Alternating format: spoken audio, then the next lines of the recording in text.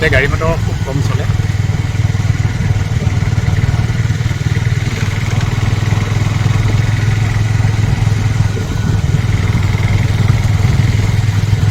ঘন জংঘল, পাহাৰ কাটি নিৰ্মাণ কৰা হৈছে ৰাস্তাটো। ধুনীয়া ৰাস্তা।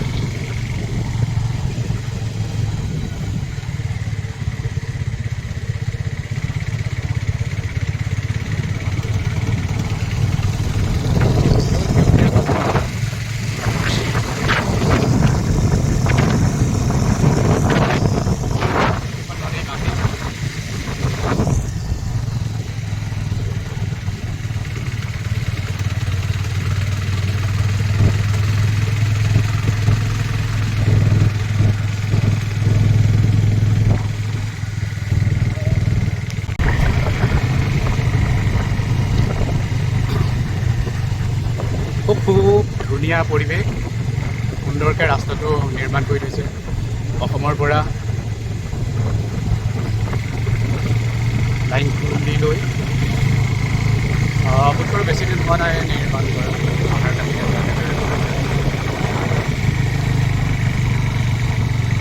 ৰিক্সি আছে অলপ।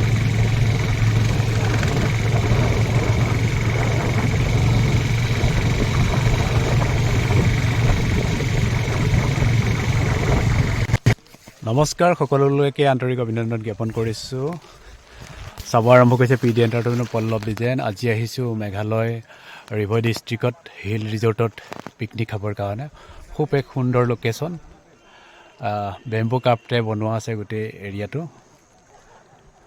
অকণমান আপোনালোককো দেখাওঁ, আপোনালোকৰ লগত সহযোগিতা কৰোঁ। 26 জানুৱাৰী উপলক্ষে দুৰান্ত স্পৰ্টছ ক্লাবৰ পৰা আমি সকলো আহিছোঁ। এনেদৰে আহি আজি আমি লগে ভাগে এসাঁজ খাম বুলি ভাবিছোঁ। আহকচোন বলক ভিতৰত কি আছে তাক এবাৰ চাই লওঁ। এয়া লংখুলিৰ হিল ট্ৰাইব ৰিজৰ্টলৈ উঠি যোৱাৰ ৰাস্তাটো। অকণমান দূৰ গ'লেই আমি সেই নিৰ্দিষ্ট আমি যিটুকুৰা ঠাইত আহিব বিচাৰিছোঁ সেইটুকুৰা আমি পাম। কেঁচা ৰাস্তা হ'লেও ওপৰলৈ উঠিব লাগিব অকণমান। সেউজীয়া গছ বনে ভৰপূৰ, প্ৰকৃতিৰ মনোৰম দৃশ্যৰাজিৰে আকৰ্ষণীয় এক কেন্দ্ৰবিন্দু। পিকনিকলৈ আহিলে ব্ৰেকফাষ্টত কণী এটা অপৰিহাৰ্য অংগ হিচাপে প্ৰত্যেকজনৰ বাবে প্ৰিয়। লংখুলিৰ বিষয়ে যদি অকণমান ক'বলৈ যাওঁ, 2011 চনৰ লোকপিয়ল তথ্য অনুসৰি এইখন গাঁৱৰ সংকেত হ'ল 27743। ইয়াৰ মুখ্য কাৰ্যালয় উবলিঙৰ পৰা 35 কিলোমিটাৰ নিলগত অৱস্থিত এই ঠাই, আৰু জিলা সদৰৰ পৰা 47 কিলোমিটাৰ নিলগত অৱস্থিত। ইতিমধ্যে সকলো ব্যস্ত হৈ পৰিছে ব্ৰেকফাষ্টৰ কাৰণে। বাটাৰ, জেলি, ব্ৰেড, কণী, কল সকলোবিলাক ৰেডি কৰিছে। এয়া চাওক তাৰে কিছু দৃশ্যৰাজি। আমি কিছু সময় পাছতে সকলোখিনি আহিছে, আমি খোৱা আৰম্ভ কৰিম।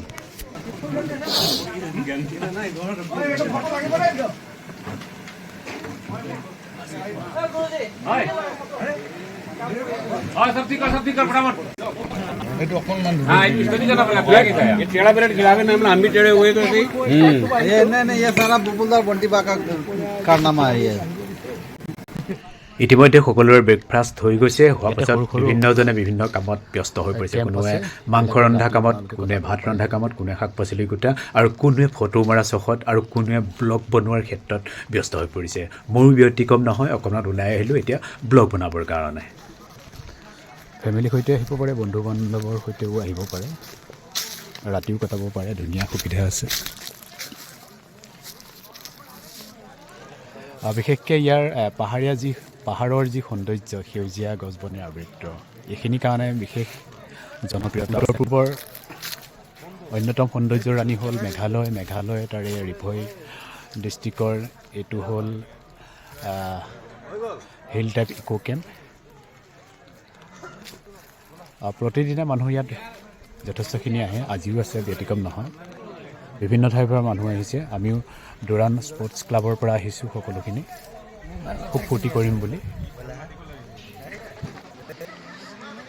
ইয়াতে আন এটা দলো আহিছে, তেওঁলোকে সৌ তলত এনজয় কৰি আছে।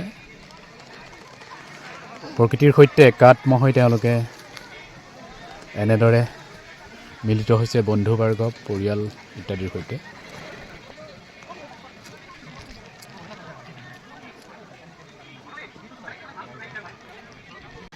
সঁচাকৈ খুব ভাল লাগিছে। খুব ধুনীয়া ইক' কেম্প এটা, হিল টাইপ ইক' কেম্প, ৰিফয় ডিষ্ট্ৰিক্টত আছে। সেউজীয়াৰ মাজত গোটেইখিনি বেম্বু কাপতে বনোৱা হৈছে গোটেইটো। অলপ আপোনালোকক দেখাই দিছোঁ ইয়াৰ পৰিৱেশটো। আপোনালোকেও যদি কেতিয়াবা আহিব বিচাৰে এই কেম্পলৈ আহিব পাৰে। গুৱাহাটীৰ পৰা 25 কিলোমিটাৰ নিলগত এই হিল ইক' কেম্পটো। দেখাই আছোঁ আপোনালোকক।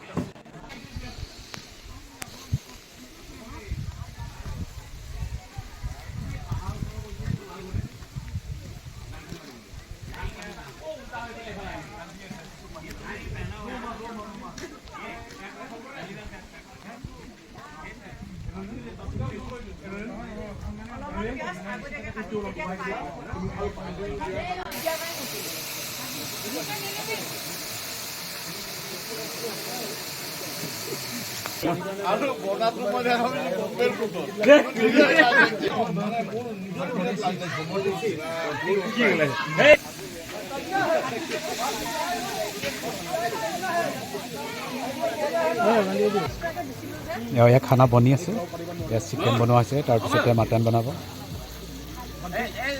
খুব মানে হোমলি এটা পৰিৱেশ ইয়াত ক্ৰিয়েট কৰিব পাৰি, হোমলি বনাব পাৰি, কোনো ধৰণৰ অসুবিধা নাই।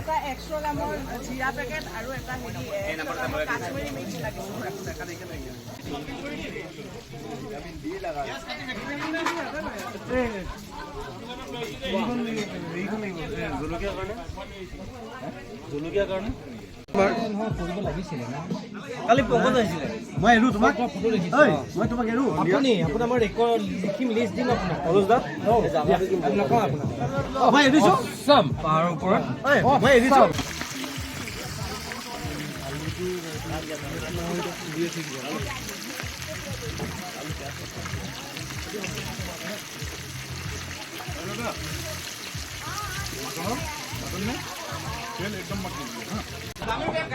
ইয়াতে আন এক সৌন্দৰ্য আছে, গছত এনেদৰে টঙিঘৰ আছে, এনেদৰে ওপৰত উঠিও আপুনি অলপ সৌন্দৰ্য উপভোগ কৰিব পাৰে। দেখাইছোঁ আপোনালোকক এজোপা গছ, এই গছজোপাৰ গইনা লৈয়ে টঙিঘৰটো ইয়াত বনাইছে।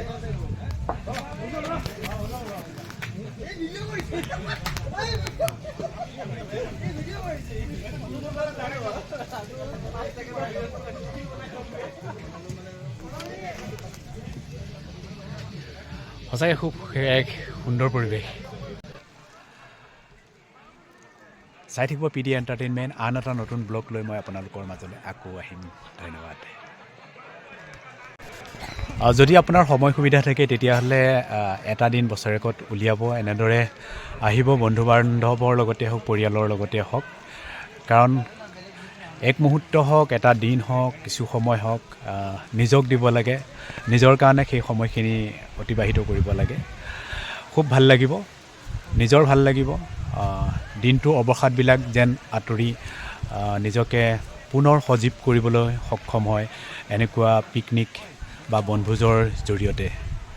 চাই থাকিব PD এণ্টাৰটেইনমেণ্ট। আন এটা নতুন ব্লগ চাই থাকিব PD এণ্টাৰটেইনমেণ্ট। আন এটা নতুন ব্লগ লৈ মই আকৌ আহিম। আজিলৈ ধন্যবাদ। Thank you. সঁচাকৈ খুব সুন্দৰ পৰিৱেশ। এই সুন্দৰ পৰিৱেশৰ মাজত অকণমান সময় কটোৱাটো সঁচাকৈ খুব সৌভাগ্যৱান বুলি ভাবিব লাগিব।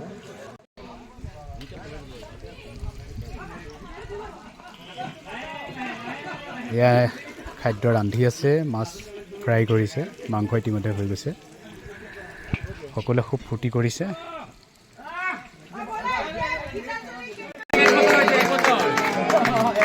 আনন্দ ফূৰ্তিৰ মাজতে বাৰ্থডে কেকো কটা হৈছে। শুভ জন্মদিনৰ সকলোৱে ওলগ জনাইছে। এয়া কেক কাটিছে, কেক কাটি সকলোকে ডিষ্ট্ৰিবিউট কৰিছে। তেওঁ ভালে থাকক, সকলোকে ভালে ৰাখক ভগৱানে, এই ভগৱানৰ ওচৰত প্ৰাৰ্থনা। ये मेरी है आरज़ू happy birthday to you happy birthday to you happy birthday happy birthday किटू আন এক সৌন্দৰ্য এটা এটা পুখুৰী আছে পুখুৰীত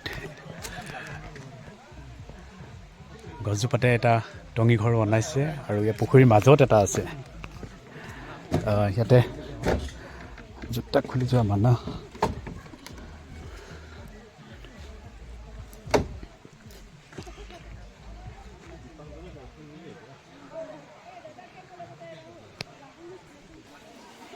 নৌছো জোতা খুলি যাব লাগিব কাৰ্পেট পাৰা আছে লৰি আছে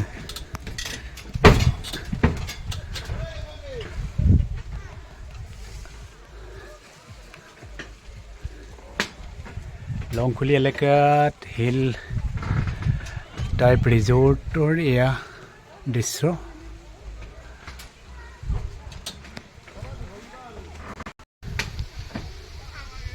খুব ভাল লগা দৃশ্য এইটো এটা পুখুৰী আছে পুখুৰীটোতে এটা বহুত টাইপ ঘৰ বনাই থৈছে ওলমি আছে লৰি আছে হিলি আছে এইখনেদি আহিব লাগিব জোতা খুলি আহিব লাগিব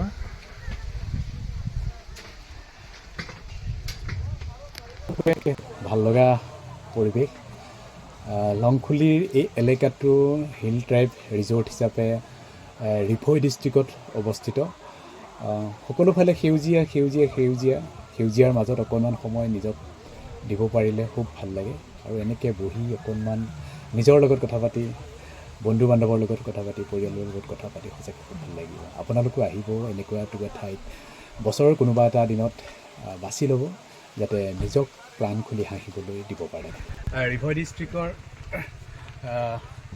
লংখুলিৰ যি এলেকাতে আছে হিল ট্ৰাইব এৰিয়া এই ৰিজৰ্টখনতে সকলো আহে বছৰত এবাৰ হ'লেও আহে বনভোজস্থলেৰে নিজক অকণমান সময় দিবৰ কাৰণে সকলো আহিব এনেকুৱা ঠাইত অকণমান নিজকে বিলীন কৰিব সেউজীয়া গছ বনৰ লগত নিজে কথা পাতিব পাৰিব ভাল লাগিব কম জনবসতি এলেকাত তথ্য অনুযায়ী গৃহস্থীৰ সংখ্যা 58টা অৱশ্যে নতুন তথ্যৰ অনুযায়ী কিছু সাল সলনি দেখা পোৱা যায় অৰ্থনৈতিক দিশৰ কথা ভাবিলে সকলোৱে যোগাযোগ কৰিব লগা হয় উমলিঙত ঘন পাহাৰ আৰু সেউজীয়াই আবৃত এই এলেকা পূৰ্বৰ তুলনাত উন্নত হৈছে লংখুলি এইটো এটা চেলফি পইণ্ট ইয়াতে আহি চেলফি মাৰিব পাৰিব বাহিৰে বনাইছে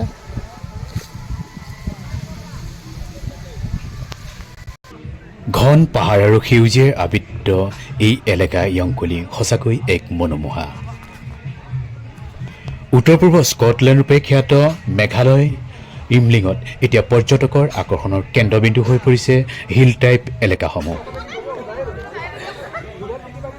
লংখুলিত এইটো খেৰে বনাইছে ইয়াতো সৰু সৰু দুটা ঘৰ আছে ইয়াতো থাকিব পাৰে এইটো মুকলি ঠাই ইয়াতে বহি আপুনি মনৰ কথা পাতিব পাৰে আৰু খুব এনজয় কৰিব পাৰে কেৱল সেউজীয়া সেউজীয়া সেউজীয়া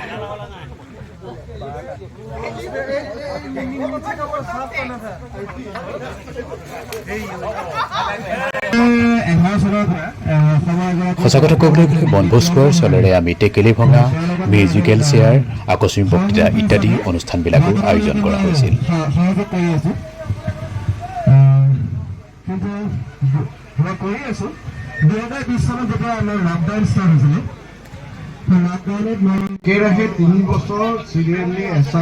বিশেষ পাৰদৰ্শিতা দেখুওৱা দুৰান্ত ক্লাবৰ সদস্যসকলকো ইয়াতে সম্বৰ্ধনা জনোৱা হৈছিল মাজত গোসাঁনী কওঁ 30 ছেকেণ্ড সমুদ দাদাই মোক এছআৰ কৰাইছিলে যোৱা দুবছৰ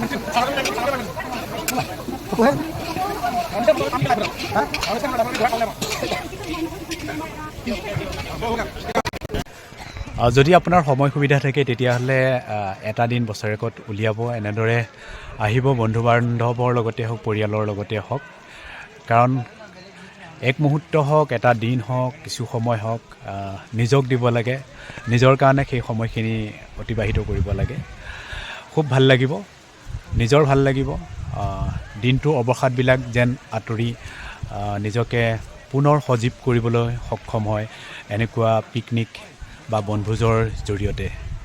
চাই থাকিব PD এণ্টাৰটেইনমেণ্ট। আন এটা নতুন ব্লগ লৈ মই আপোনালোকৰ মাজলৈ আকৌ আহিম। ধন্যবাদ।